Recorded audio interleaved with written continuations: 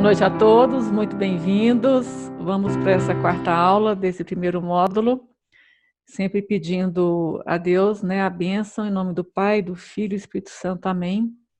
A bênção, o louvor a Deus, que a gente possa ter Nossa Senhora, os anjos, a Santíssima Trindade, e que tudo que seja falado aqui seja para edificação, né, a Deus e louvor a Ele. Que Ele nos abençoe sempre. Amém. Bom, dentro desse módulo 1, pela cronologia da Bíblia, eu deveria estar falando de Abraão, mas eu coloquei primeiro Jacó, porque a última aula eu falei sobre Caim e Abel, e esse tema recorrente, que é até uma espécie de arquétipo de circunstância, né, que é a hostilidade entre irmãos. Não é sempre que ela acontece, graças a Deus, mas é um tema que é recorrente em várias narrativas, porque é algo psicologicamente de luta humana, né? E aqui, Esaú e Jacó vão demonstrar na narrativa deles o mesmo tipo de combate.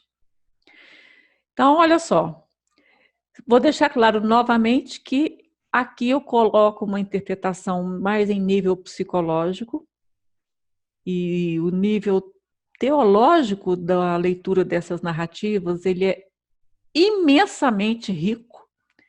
Tem uma diferença grande, principalmente nessa história aqui, a diferença de interpretação teológica da psicológica, ela é bem significativa, mas a gente está lidando com aspectos psicológicos, principalmente porque eu faço comparativos com os contos infantis.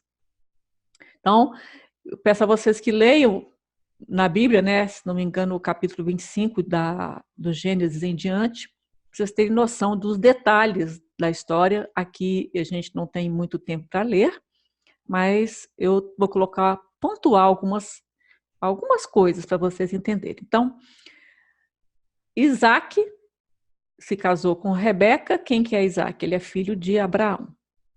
E ele ao se casar, Rebeca era estéril, mas Isaac faz oração, pede a Deus, tudo bem, Deus concede, e aí ela fica grávida de gêmeos.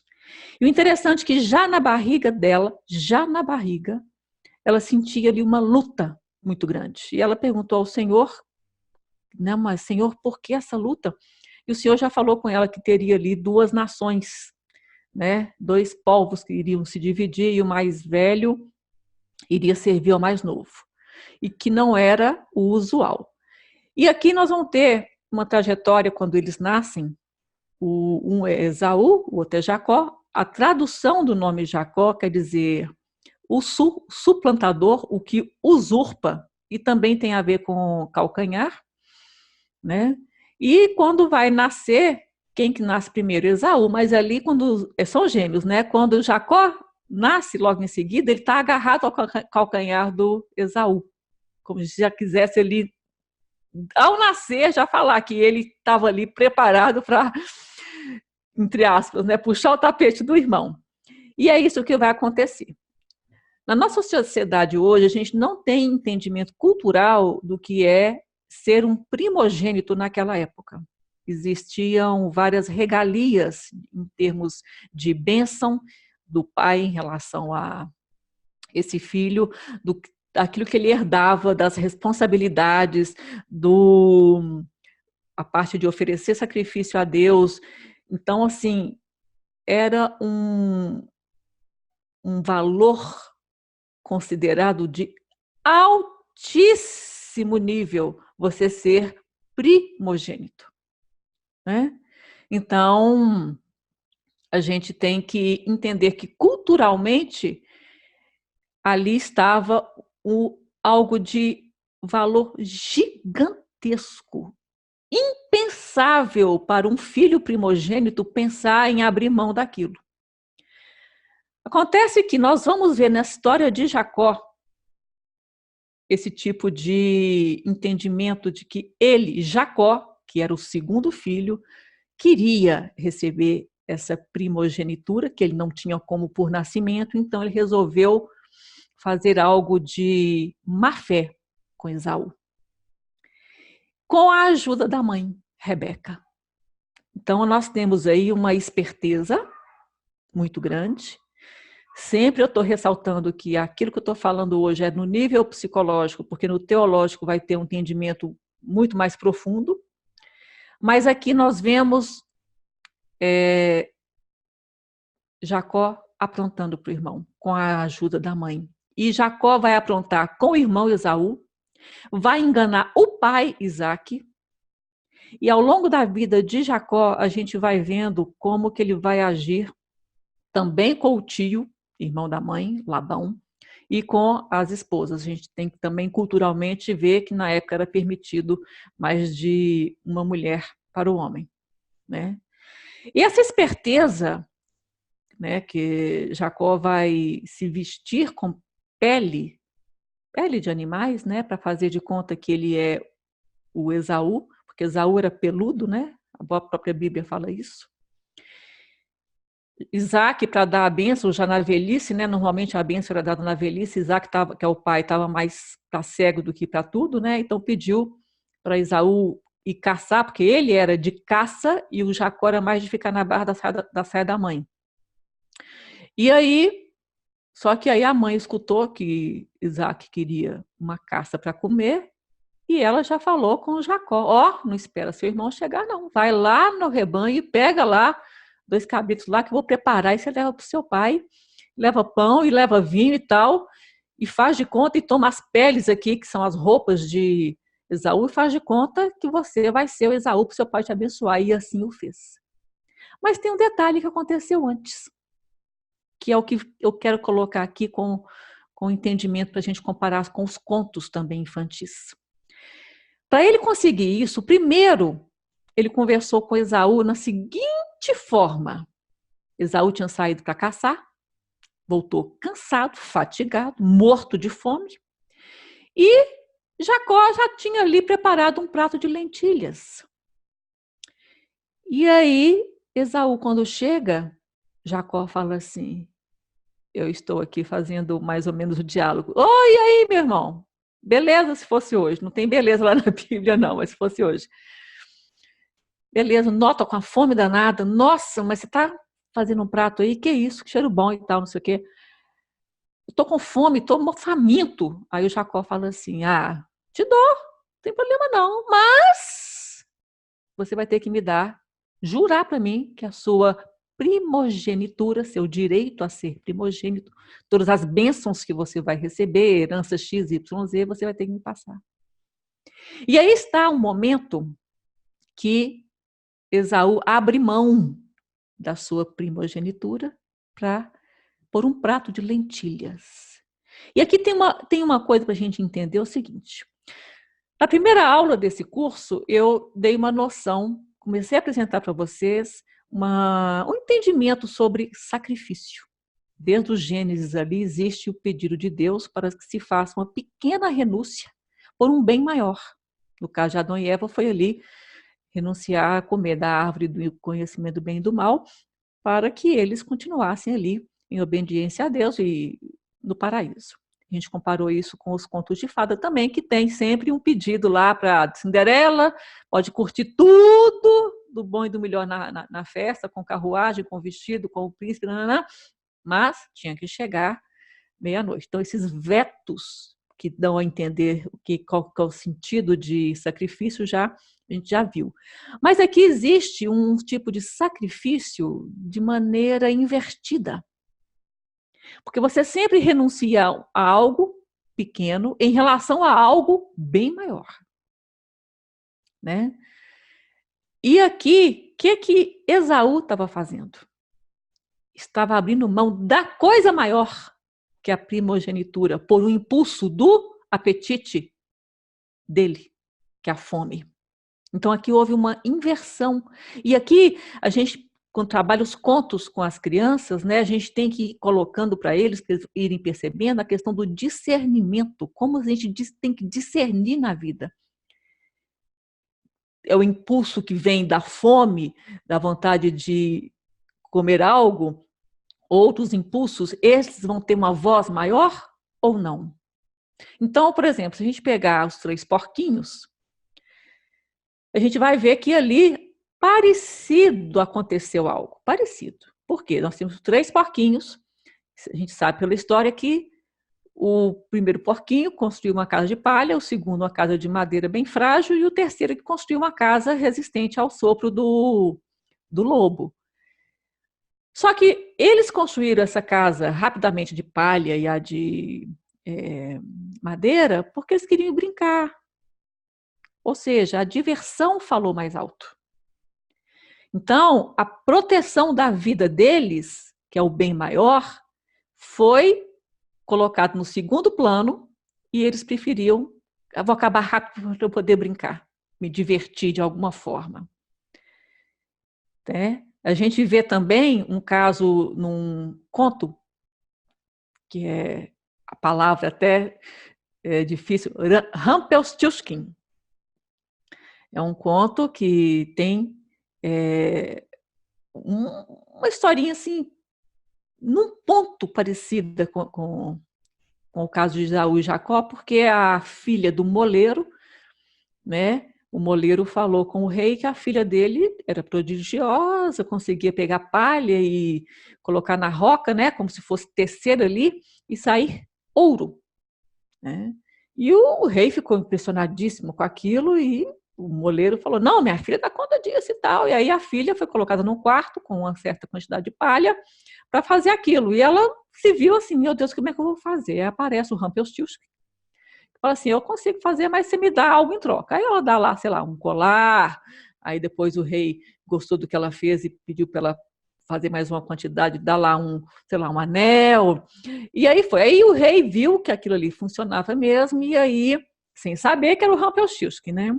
E aí ele vai, pega um quarto cheio de palha e fala, agora eu quero isso aqui para amanhã. E aí o Rumpelstiltskin falou assim, não, e agora, o que você vai me dar? E ela falou assim, eu não tenho mais colar, não tenho mais anel, não tenho mais o que dar. Ela falou assim, então se você se casar com o rei, né, que tinha essa intenção ali na proposta do rei, o primogênito será meu. E assim ela vende, entre aspas, negocia com o Rumpelstiltskin a vida do filho, que nem tinha ainda, não estava nem grávida ainda. Ou seja, numa tentativa de resolver uma situação meio sem pensar ali, ela faz mais ou menos o que foi proposto aqui de Jacó para Esaú. Né? Então, Jacó usa de má intenção. A gente vê os contos infantis, as vilãs, os vilões, eles também usam de esperteza para conseguir o que eles querem. Um dos mais conhecidos a gente tem Branca de Neve, que é lógico que se a madrasta chegasse para Branca de Neve falando que não queria que ela vivesse porque ela que tinha que ser a mais bonita, Branca de Neve não ia nunca prestar atenção nela. Então ela fez uma magia, se transformou numa bruxa, mas uma bruxinha assim agradável, né, com um cestinho de maçãs. Ela foi engenhosa aí para conquistar a confiança da Branca de Neve. E assim vários outros vilões dos contos infantis que usam de má fé. Né? Então, o Jacó, aqui nesse ponto, ele também está usando de má fé. E a gente vai ver que na trajetória dele, isso é recorrente. Porque ele fez isso com o irmão, e o irmão, depois que percebeu que quando Jacó levou a comida que Rebeca fez para Isaac abençoá-lo, enquanto Esaú estava caçando, Esaú acaba chegando e descobre a trama toda. E ele fica possesso. E não tem esse negócio de pai, volta atrás na sua bênção, porque naquela época palavra era palavra, não tinha esse palavra e voltar atrás, não existia isso. Então, ele foi e ficou possesso e jurou o irmão de morte. Então, mais ou menos a mesma trama de Caim e Abel, que lá em Caim e Abel houve morte e aqui um jurou de morte o outro. Né? E aí, houve então o engano que Jacó fez, né, com Esaú, enganou o próprio pai, né? Depois que Rebeca, a mãe, escutou que Esaú estava querendo matar Jacó, falou com ele: meu filho, um Jacó foge e vai para a casa do meu irmão, que é Labão. E chegando lá, Labão tinha 2 filhas, Lia e Raquel, e Jacó se encantou com Raquel, né, e tal, e ele queria Raquel de qualquer jeito, e fez um acordo lá de trabalhar 7 anos para Labão, e aí na noite de núpcias, né, do casamento, o que acontece? Na hora que Jacó vai consumar o matrimônio, Labão, na verdade, coloca ali Lia. E o casamento é consumado com Lia e não com Raquel. E Lia é tida lá na Bíblia que Raquel era maravilhosa, linda, mas Lia não. Então, Jacó ficou o quê? Possesso. Possesso. Né? Depois ele acaba ficando com Lia e com Raquel, aí mais 7 anos de trabalho para poder compensar, vamos assim dizer, sempre lembrando que pela cultura da época era possível isso, e tinha 2 escravas, né, que acompanhavam as filhas quando se casavam. Geralmente tinha um escravo, como se fosse uma ama, né? Então tinha Bala e Zelfa. Bala era de Raquel e Zelfa de Lia. E acabou que Raquel era mais, assim, no início ela foi estéril. Lia, como foi mais desprezada, né, pela condição dela, Deus permitiu que ela desse filhos primeiro a Jacó, e ter filho é uma bênção, né? Graças a Deus. E aí, no desenrolar, houve disputa de Raquel com Lia, com relação a Jacó, né? E depois ele acabou se envolvendo também com permissão de Lia e Raquel com Bala e Zelfa. Na época isso tudo era permitido, né, gente? Porque a pedagogia de Deus vai nos ensinando a entender de outra forma ao longo da trajetória do povo de Deus. Mas aqui a gente está nos inícios, né? Então, a vida de Jacó foi uma vida de, comparando com os contos, né, nessa época aqui, dele, uma vida de como vilão. Aquele que está à espreita para pegar no ponto fraco das pessoas. E o próprio Labão, que era sogro dele, tio e sogro, ele também engana com relação a gado lá e tudo. Bom, os detalhes vocês vão ter que ler, porque aqui nós não vamos ter tempo. E uma coisa interessante, em termos psicológicos, né? Aqui a gente está vendo que Jacó, quando chega lá para morar nas terras de Labão, fugindo de Esaú, de alguma forma ali, ao Labão dar Lia para enganar na noite de núpcias, de alguma forma ali, Jacó já foi, entre aspas, punido. Não na mesma proporção do que ele fez, mas entre aspas. Por que eu estou colocando isso aqui como um aspecto psicológico? Bom, uma das coisas que a gente faz com a criança no processo de crescimento dela é educar, né? Passar formação. E dentro dessa formação, toda vez que a criança faz algo de errado, a gente, assim, de alguma forma, a mãe propõe uma forma da criança, entre aspas, pagar por aquilo. Um castigo, né? Não estou falando em bater nada, mas um castigozinho que a criança entenda que está sendo feita justiça ali. Ela precisa interiormente disso. Ela tem que ter os limites. Interessante que aqui nós estamos numa história de adulto, que é de Jacó, mas eu queria colocar esse ponto do sentido de justiça que a criança tem inconsciente dentro dela. Quando somos adultos, a gente já tem essa consciência maior, mas o inconsciente, ele vai buscar o sentido de justiça, vamos assim dizer, ele vai tentar buscar, entre aspas, se os pais não providenciarem essa educação e essa formação. Fez errado, tem algum tipo de punição. Não estou falando punição, algum tipo de reparo, é o cantinho do pensamento, aquelas coisas todas que a gente sabe. Por quê? Porque o inconsciente busca isso. Porque nós temos uma lei natural impressa dentro de nós que tem esse sentido de justiça. Eu vou ler até um trecho aqui de uma psicóloga sobre isso, para a gente entender, e depois a gente vai ver isso na forma adulta.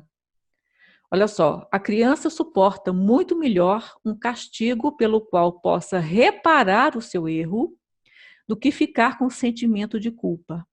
O sentimento de culpa, ainda que inconsciente, conduz à autopunição contínua, vida afora.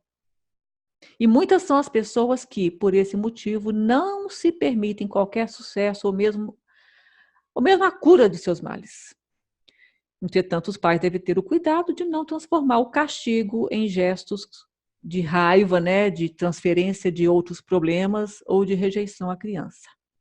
A criança, melhor que o adulto, sabe o que é sadio, o que é sábio, o que é humano, porque julga a partir do inconsciente. O inconsciente não erra.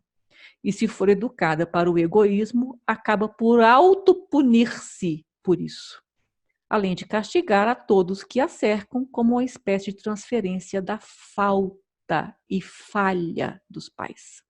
Isso aqui é da Renate Jorge de Moraes. Por que eu coloquei isso? Então, quando a criança está na fase de criança, é papel dos pais fazer esse entendimento de justiça, porque o inconsciente delas quase que suplica por isso. Elas não têm essa consciência, que ninguém quer ser castigado, né? E no adulto, inconscientemente também, ele faz algo de errado e, de alguma forma, ele busca uma justiça, ele busca pagar por aquele erro. E quando ele não paga conscientemente, é como se ele entre aspas, atraísse para si situações que o castigassem como uma forma de criar justiça novamente. Então, Jacó fez bobeira lá com o pai, com o irmão, está fazendo bobeira com o tio e com as esposas aqui, e nesse início de caminhada com o tio, já tem ali um certo troquinho que ele recebeu quando o tio o engana. Então, nós temos isso. E, ao longo da caminhada dele, ele vai, vocês vão perceber, se vocês lerem lá no Gênesis, ele vai mudando alguma coisa dentro dele, né? E ele vive uns 20 anos na casa de Labão lá, com Lia, Raquel e as duas concubinas, com os filhos, teve 12 filhos. E a vida toda ele lutou, né?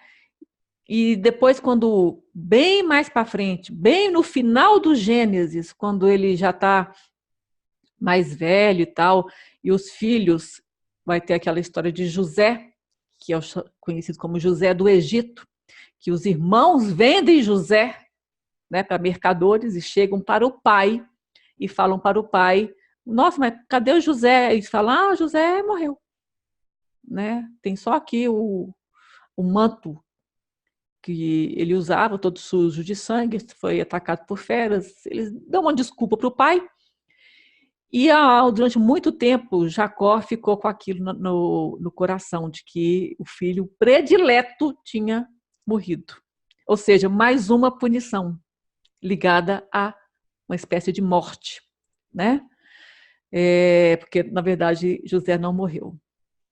Então, é como se o inconsciente buscasse essas situações para a gente se punir por aquilo que a gente não recebe o castigo devido, vamos assim dizer. E aí, acontece algo interessante, que Jacó, depois de fazer todas essas coisas erradas com gente da própria família, né? Depois de 20 anos morando lá na casa do tio, Deus pede a ele que retorne para a sua casa.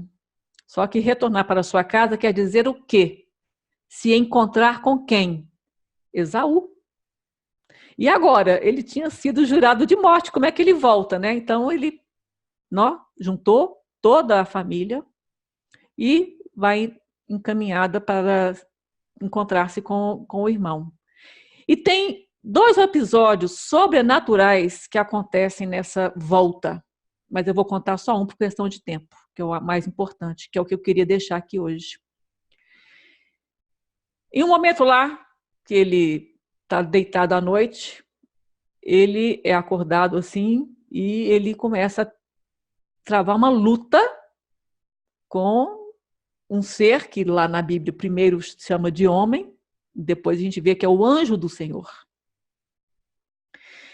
E ele trava essa luta, né, durante muito tempo, madrugada toda e tal, não sei o quê. E nessa luta ele está assim, no esforço danado, e de repente esse anjo do Senhor vai e machuca, desloca a coxa dele, o faz ficar manco, né? Na junção ali da coxa.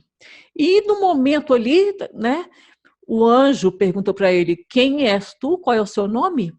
Como se o anjo do Senhor precisasse saber disso. Ele não precisava saber disso, mas ele precisava. As perguntas que são feitas por Deus ou pelo anjo do Senhor a uma pessoa na Bíblia não são perguntas porque Deus não saiba, mas é porque ele quer levar a pessoa que está recebendo a pergunta a pensar.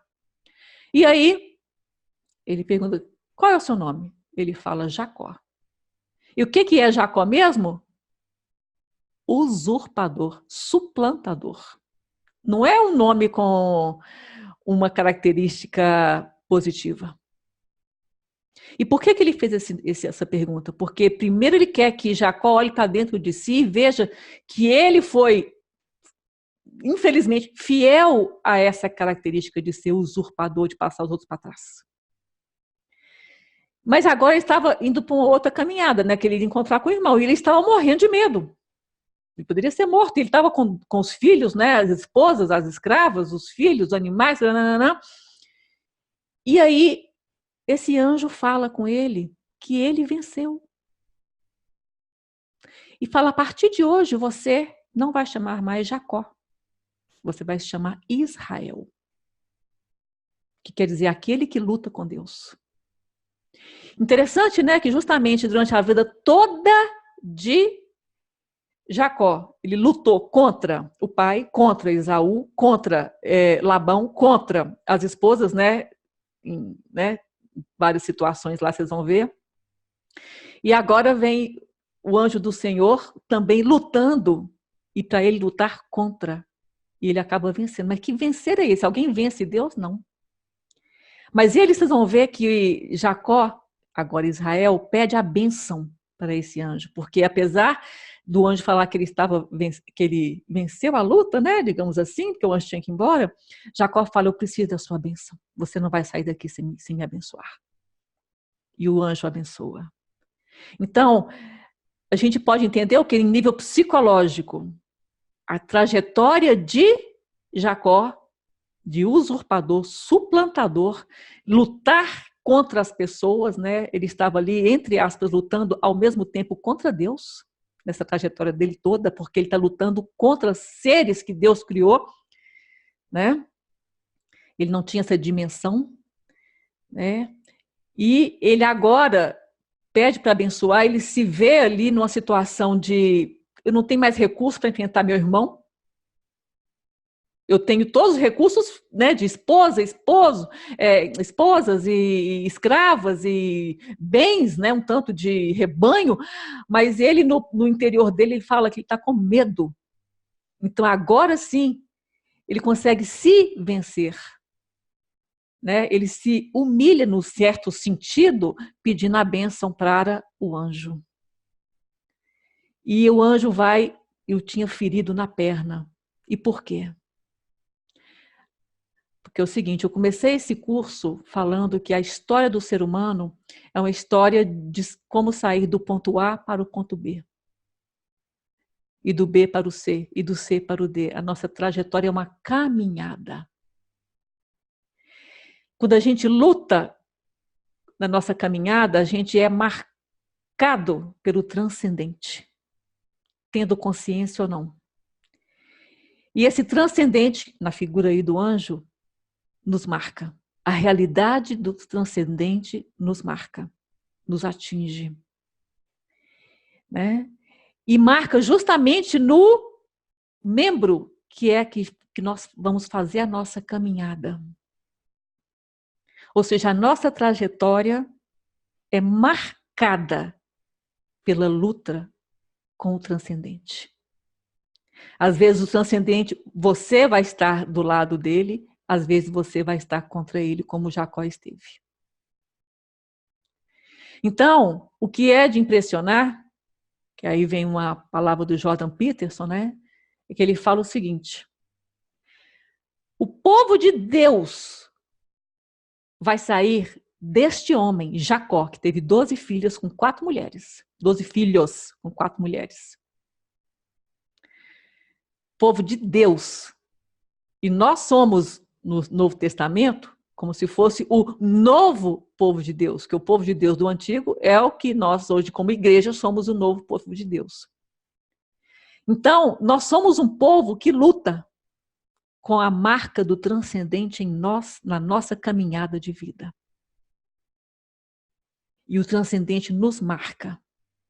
E nós podemos estar com ele ou contra ele.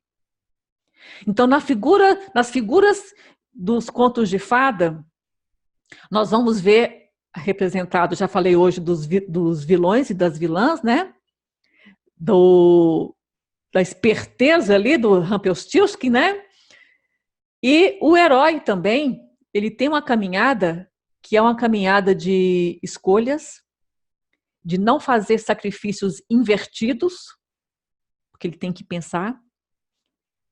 E querendo ou não, os contos não falam explicitamente de Deus, mas o herói conta com o sobrenatural, que é a força dele, da vontade de seguir aquela caminhada. Ele vai lutar com a espada, ele vai lutar, enfrentar dragões, enfrentar magias para poder salvar a princesa daqui, princesa dali. Mas ali tem algo de sobrenatural na caminhada dele. Então, o povo de Deus não é um povo que é bonzinho, né? Ali que no Antigo Testamento era o coitadinho, não. É um povo que se torna bom porque extrai de si o melhor de si nesta caminhada. Quando Jacó tem uma transformação ao contato ali com o anjo do Senhor, que ele já não tinha mais como enfrentar o irmão que estava ameaçando, né? Depois de 20 anos, como é que será que eu vou ser recebido? Existia ali um momento que ia ter um perdão ou não, e tem hora que para a gente lidar com o perdão, 95% de nós está ali para ou perdoar ou receber o perdão, mas 5% da luta. Então Deus tinha que intervir. Depois que o anjo libera Esaú, vocês vão ver lá que ele segue em caminhada, morrendo de medo ainda, mas ele tinha estado com o Senhor, e o Senhor, com a bênção, deu a força sobrenatural que ele precisava para encontrar o irmão. E Esaú não o matou, o abraçou. Então, é uma trajetória de mudança moral muito grande em Jacó, né? Com essa marca da transcendência que vai marcar o povo de Deus. Então, nós somos filho de Jacó, desse que fez o que fez, de agir de má fé, de fazer tudo o que ele fez, porque é o que o Jordan Peterson sempre fala.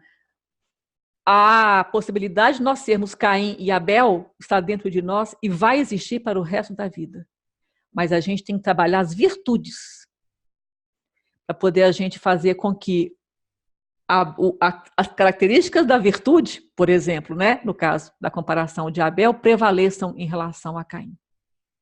E a marca do transcendente, na nossa coxa, vamos assim dizer, na nossa caminhada, é que vai estar para sempre. Então, Esaú e Jacó é uma narrativa forte. Porque como é que um filho faz isso com o irmão, com o pai, né? E ainda é abençoado. Porque Deus não desiste de nós. Nunca. E às vezes a gente tem dentro de nós características boas, onde a gente às vezes enxerga só maldade. Então Deus às vezes tem que nos perguntar, como é que você chama mesmo? Igual fez com